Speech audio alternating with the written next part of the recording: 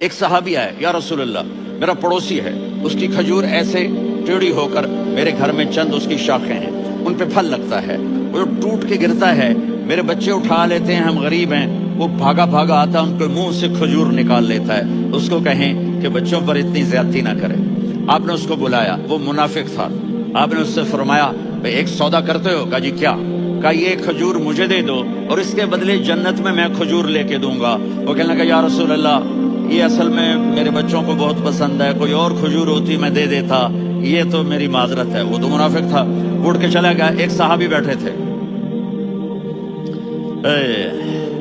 وہ کہنے لگے یا رسول اللہ اگر میں وہ کھجور لے کے دے دوں تو مجھے جنت میں لے دیں گے؟ ان کا نام ہے ابو الدحداح۔ آپ نے کہا ہاں تو مجھے لے کے دے دے، میں تمہیں لے دوں گا۔ وہ اس کے پیچھے چلے گئے، اے بھائی کتنے میں بیچو گے؟ میں نے کہا جا جا، میں نے اللہ کے نبی کو نہیں دی، تمہیں کیسے دے دوں؟ کہا اچھا بھائی منہ سے بول کتنے لینے ہیں؟ تو اس نے جان چھڑانے کے لیے کہا کہ اپنا سارا باغ مجھے دے دے، کھجور لے لے۔ باغ میں 600 کھجوریں اور یہ کھجور کسی اور کو دینی ہے۔ تو کہتا ہے پکے ہو، پھرو گے تو نہیں؟ کہا میں پاگل ہوں، میں پھروں گا؟ مجھے 600 کھجوروں کا باغ مل رہا ہے۔ انہوں نے کہا ڈن، کھجور میری، باغ تیرا۔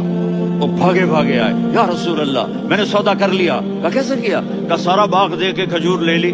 آپ نے کہا پھر میرا سودا بھی بدل گیا۔ کم من عدق رداح ودار فیاح لأبی الدحداح فی الجنہ۔